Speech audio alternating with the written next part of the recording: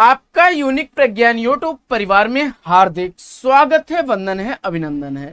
प्यारे साथियों, आज की पाठचर्या होने वाली है आपके लिए काफी महत्वपूर्ण, क्योंकि आज की पाठचर्या हिंदी साहित्य प्रश्नोत्तरी 50 बड़े ही महत्वपूर्ण प्रश्नों के साथ आपके बीच लेकर के उपस्थित हूं। और जैसा कि आप जानते हैं, प्रश्नोत्तरी 50 का मुख्य उद्देश्य है आपके अध्ययन का आपको रिवीजन कराना। और आज की प्रश्नोत्तरी प्रारंभ की जाए उससे पूर्व देखते हैं आज का मॉर्निंग कोट्स। आज का मॉर्निंग कोट्स है कि निंदा से घबराकर अपने लक्ष्य को ना छोड़ें, क्योंकि लक्ष्य मिलते ही अक्सर निंदा करने वालों की राय बदल जाती है। जी हाँ दोस्तों, इसी मॉर्निंग कोट्स के साथ प्रारंभ करेंगे आज की साहित्य प्रश्नोत्तरी 50। लेकिन प्रश्नोत्तरी 50 का पहला प्रश्न आप तक पहुंचे इससे पूर्व अगर वीडियो को पहली बार देख रहे हैं तो चैनल पर नए हैं तो कृपया चैनल को सब्सक्राइब कर लें और बगल में बने हुए बेल आइकन से ऑल बटन को प्रेस करें, जिससे कि आने वाले नए वीडियो की नोटिफिकेशन आपको सबसे पहले मिल सके। तो वीडियो से संबंधित नोटिफिकेशन और पीडीएफ प्राप्त करने के लिए आप हमारा टेलीग्राम चैनल यूनिक प्रज्ञान ज्वाइन करें, जिसका लिंक आपको वीडियो के डिस्क्रिप्शन में मिल जाएगा, अथवा आप टेलीग्राम चैनल में यूनिक प्रज्ञान टाइप करके भी ज्वाइन कर सकते हैं। तो साथियों, देखते हैं बिना समय गवाए आज की पाठचर्या का पहला प्रश्न। पहला प्रश्न है, 9 साल छोटी पत्नी किसकी कृति है? 9 साल छोटी पत्नी रविंद्र कालिया की कृति है। प्रश्न संख्या 2 है, आकाश गंगा काव्य संग्रह के रचनाकार कौन है? तो आकाश गंगा काव्य संग्रह के रचनाकार राम कुमार वर्मा हैं। और अगला प्रश्न है, निरूपमा प्रभावती उपन्यासों के उपन्यासकार कौन है? तो निरूपमा प्रभावती यह उपन्यास सूर्यकांत त्रिपाठी निराला जी द्वारा लिखे गए उपन्यास हैं। अगला प्रश्न संख्या 4 है कि भाषा पद्म पुराण के रचनाकार कौन है? तो भाषा पद्म पुराण कृति लिखी गई है दौलत राम जैन द्वारा। अगला प्रश्न है कि परमात्मा का कुत्ता कहानी के कहानीकार कौन है? तो परमात्मा का कुत्ता कहानी मोहन राकेश द्वारा लिखी गई कहानी है।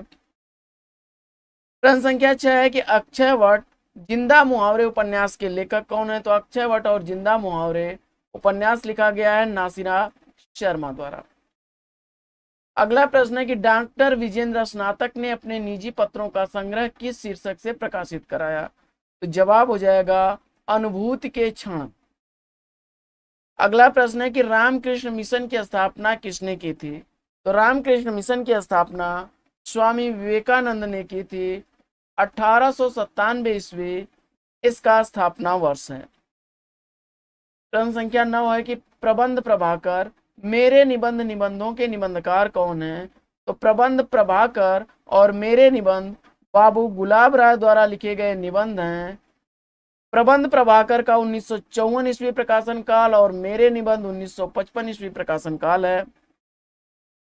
अगला प्रश्न है कि नए पत्ते काव्यकृति का प्रकाशन वर्ष क्या है? तो नए पत्ते काव्यकृति सूर्यकांत त्रिपाठी निराला द्वारा लिखी गई 1946 ईस्वी की प्रकाशित काव्यकृति है। अगला प्रश्न है कि अगली शताब्दी का शहर निबंध संग्रह के रचनाकार कौन है? तो अगली शताब्दी का शहर निबंध संग्रह श्रीलाल शुक्ल द्वारा लिखा गया है 1996 ईस्वी का। अगला प्रश्न है कि भक्ति को रस में प्रतिष्ठित करने वाले आचार्य कौन है? तो भक्ति को रस में प्रतिष्ठित करने वाले आचार्य रूप गोस्वामी हैं।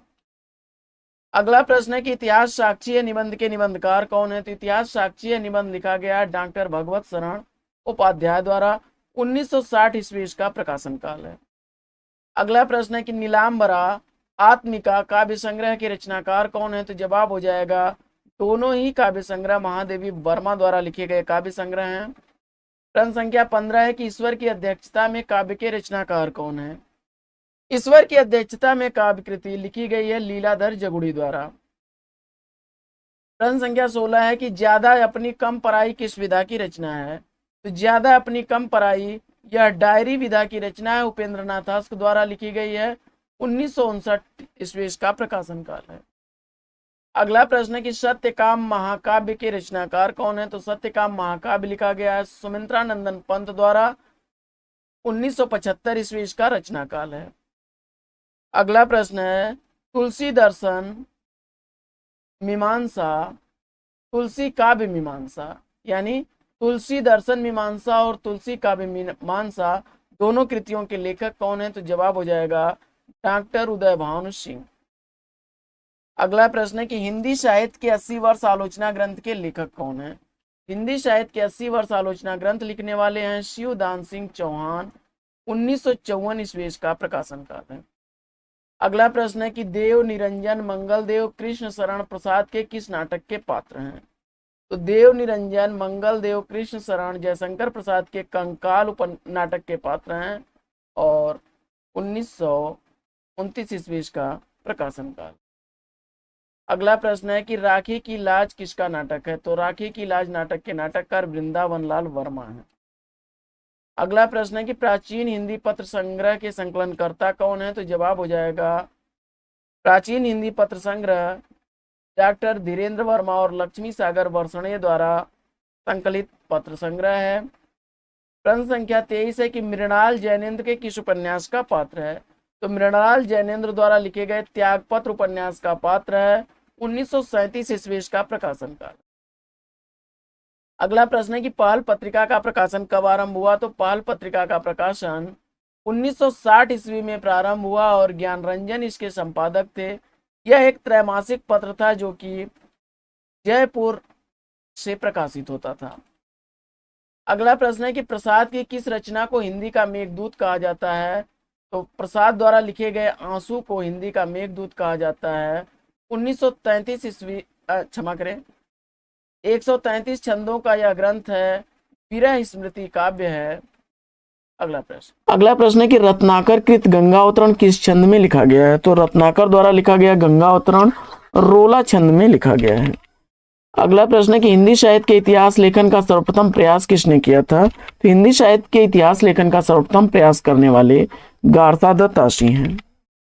अगला प्रश्न है कि हिंदी का भक्ति काल बाहरी आक्रमण की प्रतिक्रिया है, यह कथन किस विद्वान का है? तो हिंदी का भक्ति काल बाहरी आक्रमण की प्रतिक्रिया है, यह कथन है आचार्य रामचंद्र शुक्ल जी का।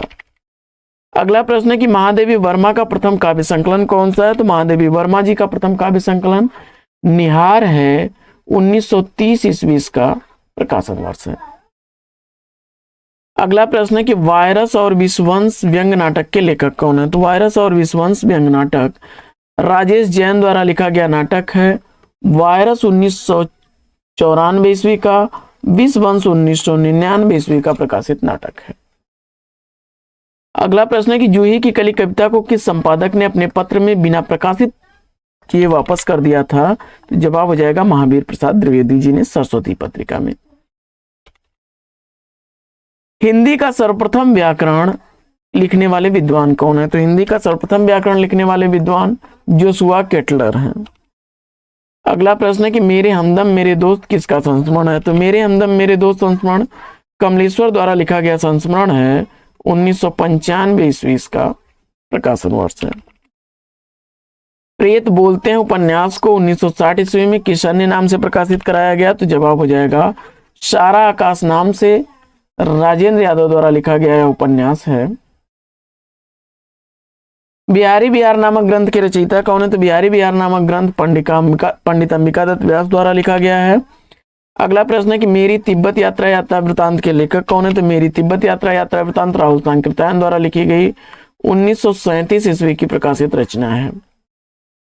अगला प्रश्न है कि दिल्ली मेरा परदेश डायरी के लेखक कौन है? तो दिल्ली मेरा परदेश डायरी रघुवीर सहाय द्वारा लिखी गई 1976 ईस्वी की प्रकाशित रचना है। वह सफर था कि मुकाम था कृति की लेखक कौन है? तो वह सफर था कि मुकाम था कृति मैत्रेयी पुष्पा द्वारा लिखी गई रचना है। अगला प्रश्न है कि कालिदास और मल्लिका मोहन राकेश के किस नाटक के पात्र हैं?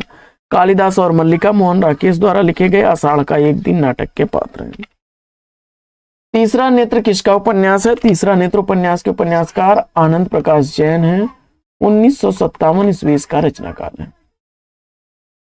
नल दमन के रचनाकार कौन है? तो नल दमन रचना रीतकालीन कवि सूरदास द्वारा लिखी गई रचना है। रस रतन के रचनाकार कौन है? रस रतन पोंकर कवि की रचना है, 1616 ईस्वी का रचनाकार।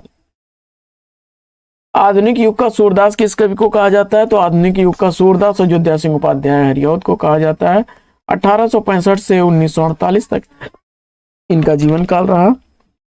वे देवता नहीं संस्मरण कृति के लेखक कौन है? वे देवता नहीं संस्मरण कृति राजेंद्र यादव द्वारा लिखी गई 2000 ईस्वी की प्रकाशित रचना है। अगला प्रश्न है कि आछे के दिन पाछे गए संस्मरण का प्रकाशन वर्ष क्या है? तो आछे के दिन पाछे गए संस्मरण काशीनाथ सिंह द्वारा लिखा गया 2004 ईस्वी का प्रकाशित संस्मरण है। मिस्र बंधु विनोद का चौथा भाग कब प्रकाशित हुआ? तो मिस्र बंधु विनोद का चौथा भाग 1934 ईस्वी में प्रकाशित हुआ था, जबकि पहला, दूसरा और तीसरा भाग 1913 ईस्वी में। प्रेम को पंथ कराल महा तरवार की धार पे दावनो है, इन पंक्तियों के रचनाकार कौन है? तो यह बोधा की पंक्तियां हैं।